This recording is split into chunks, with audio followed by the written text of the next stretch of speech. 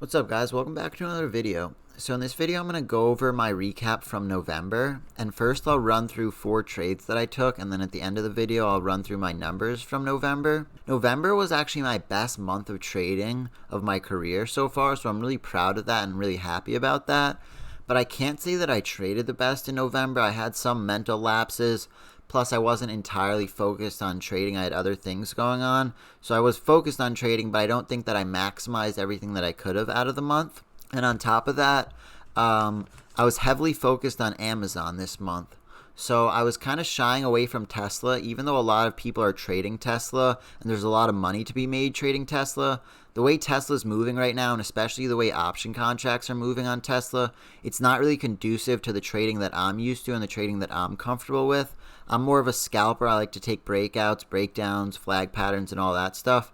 But if you want to trade Tesla right now, trading off the 5-minute chart, trading on pullbacks, and a little bit of a longer hold time is needed to be successful trading Tesla right now, and it's not really what I'm used to. So I've been focused on Amazon and pullback entries. So that's what I'm going to highlight in this video. I'm going to run through 4 trades on Amazon that I took and how I take these trades and what I'm looking for. So on this first trade, what I was seeing was that 3580 was a very key level, and we had broken over 3580, and now we're forming a bull flag. And once the bids drop 3580, they're quickly bought back up. So that means that 3580 is being held, and I had a really good entry right there on 2 contracts. I got in, and my contracts were in the money right away, so that gave me the ability to hold these contracts, and it just gave me some breathing room. So now I'm just looking for us to get a push back up over 3590, and then I want to see us get to 3600 and maybe through that. Amazon has strength on the daily, and the pivot high is 3593. So my contracts are up really nice, and we might reject at 35.90, so I sold one there just to lock in profits, and now I'm going to see if we can get up to 3600, and if there's big size at 3600, I'll probably look to get out there, but maybe we can get a push through that. And my contracts are up really nice here, but I'm not selling because I want to get a nice longer push here and just see how far this can go. Right there, I sold out because the bids dropped 35.90, and that was my stop loss because we had gotten up to 35.96, and I don't want to see us drop any farther than 35.90. So although I want to see more of a push there, we didn't get that, and I just traded the chart, and I was really happy with that play. Small size, and I still caught about $800. Okay, so the next trade that I'm going to go over is from November 17th, and this was again an Amazon level hold play. So this setup was high of day was 35.80 and low of day was 35.60 and pre-market high was 35.65. So if you can see on the bid, we're holding 35.65 and I'm looking for an entry, and right there we dropped to 35.60 and right away that's bought up. So that shows that buyers are holding 35.60, and I got in 2 contracts. I had a good fill, and I'm going to exit out of this if we break below 35.60 on the bids. So this is a super easy play to manage because you don't have to sell out until it breaks below 35.60, and then you're just looking for it to push more to the upside, get to high of day, and then maybe get through high of day. So right here, we're getting up to 35.70, and I want to see us get through 35.70, and always keeping an eye on the option contracts. I want to trade the equity, but if we start to see some weird movement or a serious price jump in the option contracts, I'll look to take profits. So now we're getting up to high of day. Let's see if we can get to 35.80.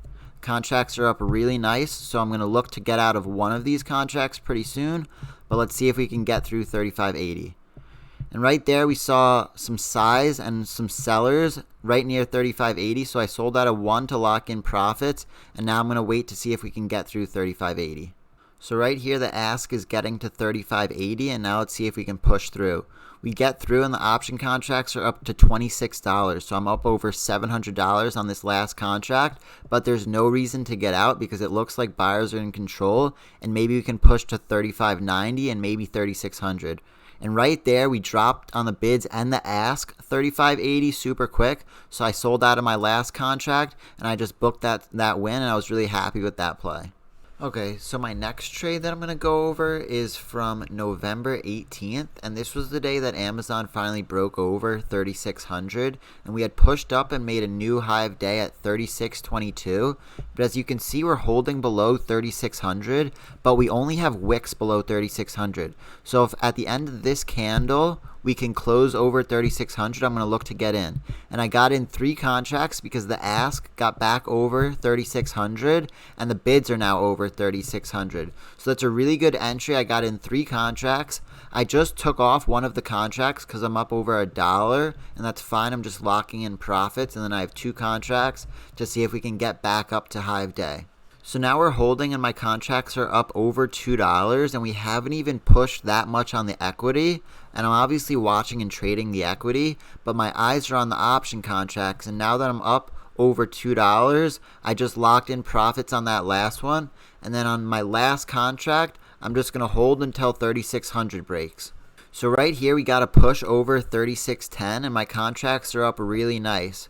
We're not pushing that strong, and if we can't hold 36.10, then I'm probably going to look to get out. But my contracts were up to about $14, and now we're not really holding 36.10 that strongly, and I got out, and I just got out for about $3.50 on that last contract. This was about an $800 winner. I was really happy with it, especially after being heavily red on the day, and I just brought myself back to almost break even, and after that I called it a day. Alright, so the last trade I'm going to go over is from November 26th, and this is the Friday after Thanksgiving. So I was expecting low volume on this day and not really anything moving that crazy, but pre-market high on Amazon was 36.21 and 36.20 was a level.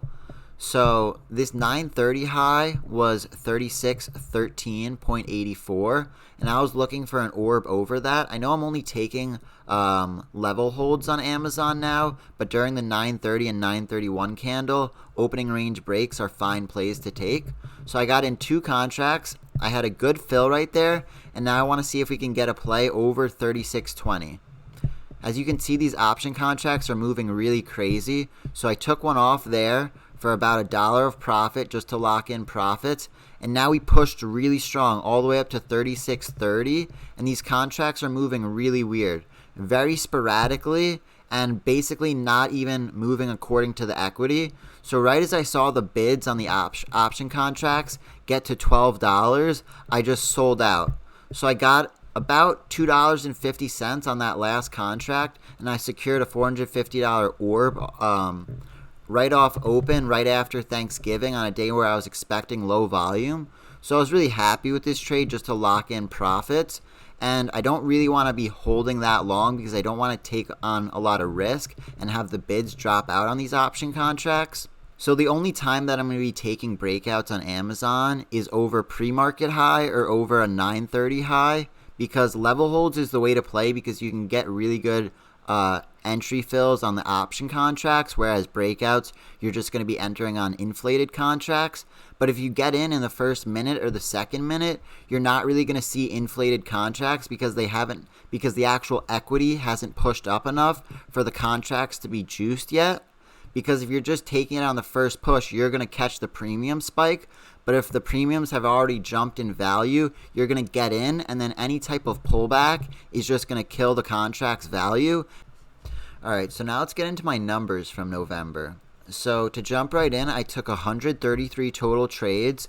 I had 40 winners and 39 losers. That's a win rate of 50.63%.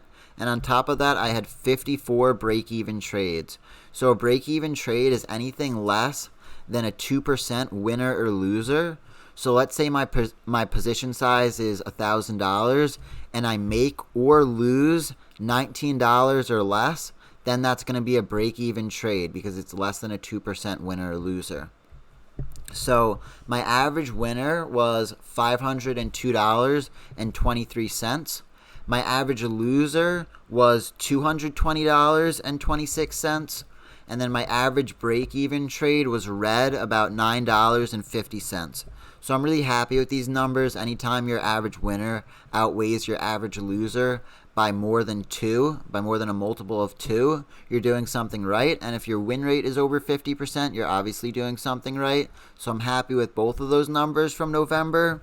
I paid $675.90 in commissions, and my PnL for the month was $10,313.10. So I'm really happy with that. That's my first 5-figure month ever. Really big trading accomplishment. It doesn't really seem like much, and I might not seem like I'm that excited about it, but it's definitely a big accomplishment for me, and it just makes me want to push even more.